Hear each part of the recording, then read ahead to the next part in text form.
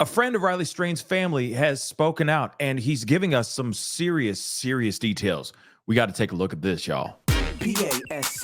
What's up, y'all? It's your boy Pascal. Welcome to the Pascal Show. As you guys already know, we have been doing everything we can to find out what's going on with Riley Strain. Where is he? What has happened here? There are so many burning questions. We don't know everything. It's driving us crazy, guys. I already know it's driving all y'all crazy, like it's driving me absolutely bonkers. But now we got some new information. We've gotten a whole bunch of stuff recently, some body cam footage from police. They've just released this new body cam footage. If you haven't seen it, go check out my recent live, okay? But now we got something new. A family friend, okay, of Riley Strain's family is speaking out and giving us a serious, big update with a whole bunch of stuff just to write everybody back on course. And I do appreciate Chris for bringing this stuff up, coming up and putting out this very lengthy but very informative status update, because I know we all are asking questions. We've been bashing our brains up against the wall trying to figure out what's going on and what's true, what's not, etc. But before we continue, do not forget to hit that like button down below, crush that subscribe button on YouTube, crush that follow button on my Facebook page. It'd be great to have you a part of the Pascal Show family on both platforms. Anyway, guys, let's get back into it. So he says this: what we know on the missing of Riley Strain. The police took the family to view recently released police video and some more videos Sunday afternoon after leaving the scene of the quote-unquote debit card find. What was viewed as the footage from inside and outside the bar, all the way to the police body cam footage that was released today. Several businesses volunteered footage, which is amazing, by the way, along the route voluntarily without being asked. Yay, that's awesome, guys. To help fill in a few pieces along the way. We now have a larger visual timeline to go with the digital tracking one we had of Riley's journey. Okay, now, first off, I want to say this. Fantastic. Thank you to all of you guys, all you local businesses and everything. Shout out to y'all, because we're getting more, the family's getting more clarity. More importantly, the family is getting more clarity. And it also tells us as well, just because we got now 4 videos that's been released, that's including the most recently released footage of the body cam footage, that means there's a whole lot more footage out here, guys, a whole lot more. So I'm very curious as to what the family has seen and what has unfolded since Sunday afternoon. But let's continue. He says, let's cover a few things. Riley was escorted down the stairs with a fraternity brother, and that fraternity brother did go back in the bar once Riley was outside. Okay, so we know about that piece, and that part is true. Riley was asked to leave, not because of a fight or any type of altercation between any visitors at the bar, male or female also. So the possibility of there being him approaching a girl or, trying to hit on a girl or making an inappropriate pass is, according to Chris, a family friend is saying that is not true. So that's good to know. Good to have that clarification.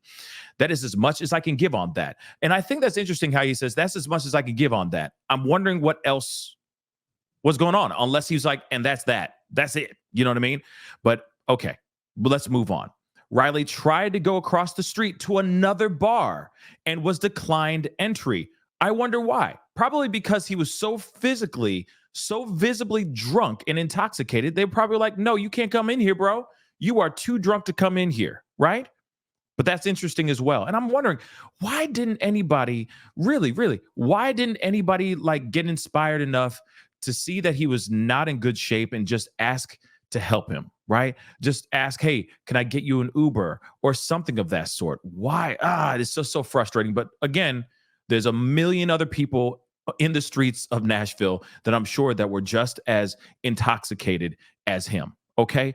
It's unfortunate that that nobody asked him if he needed a hand, but let's continue. Okay. Then Riley started his journey. The food truck video where people are thinking Riley was in an altercation with someone is not a viable lead.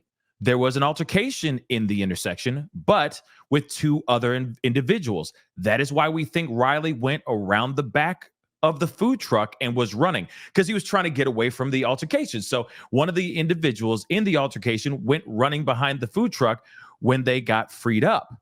And I think Riley thought they may be chasing him due to his current condition in the videos. If you look in the upper corner towards the fire truck coming, you can barely see someone running down the sidewalk away from the truck. That's what's up. That's interesting because you do see kind of like a weird figure, like the top of a head or something like that, running down the street. Okay. So I can see why people are sitting there going, ooh, he was trying to run away. He was scared of something. They were trying to get him, right? But remember, he trips, he falls, he hits his head, he stands up, and he just starts walking. Again, if he was in dire straits, he would have kept booking. He would have gotten up and just started sprinting, right? Kept running. But let's continue. This info was confirmed by family from viewing the food truck personal videos. The last and most recent part of the puzzle is the police video. The officer had no reason to stop Riley, unfortunately. Riley was Riley when he passed the officer, personality-wise, and was very polite and kept his distance. Yeah, because he was trying to stay sober, trying to look as seemingly sober as he could. Questions for me, though. And I'm glad he's, letting the wheels turn. Shout out to Chris. Real talk. The officer was around 100 yards, give or take, from Riley's last ping on his phone within minutes apart.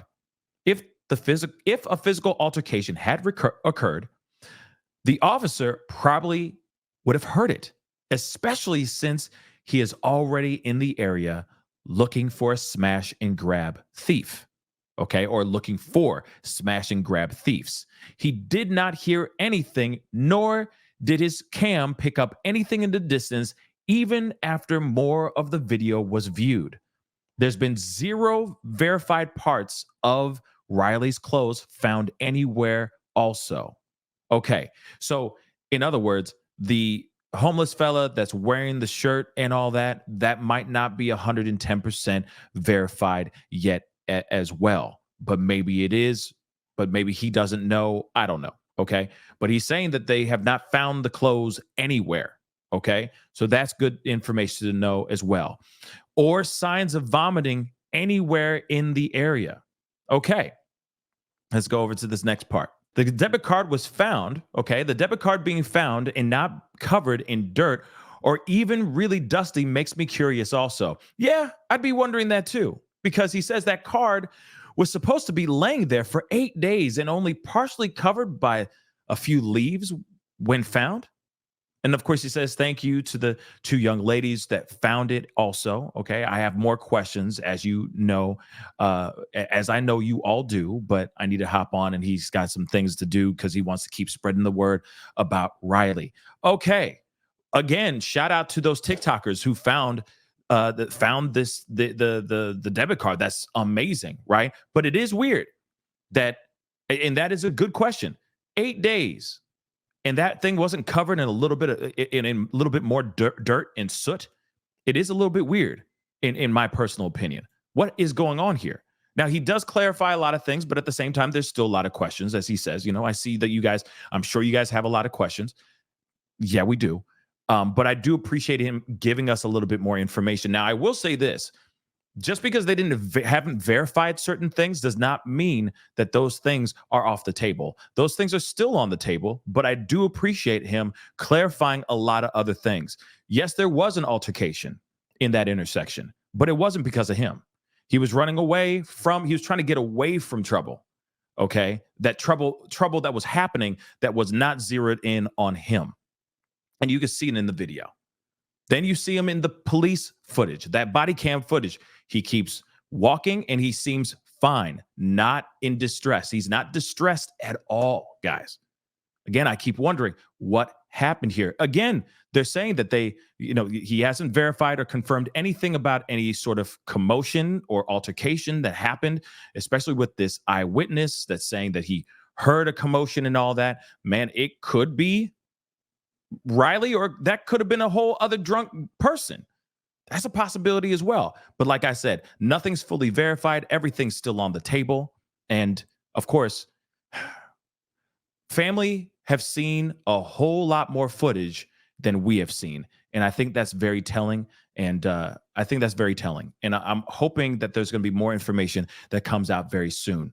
Just so you guys know, I will be on around like 7 p.m. Central Standard Time. You know, I do have that interview that I'm going to be doing around that time as well with an ex security guard from Lucas 32 Bridge. So please be sure to tune in and be a part of that. And I will be circling back on this statement or this post as well, but I wanted to share it with you guys really quick because this just came out about an hour ago. So anyway, guys, it is time to get going. What are your thoughts on this? Comment down below. Hit that like button. Don't forget to crush that subscribe button. It'd be great to have you a part of the Pascal Show family. Anyway, it's time to get going. Be good to yourselves. Be good to one another. And I'll see you guys in the next video. This is the Pascal Show. Bye. Pascal, you are now rocking with that dude Pascal. We be going wild.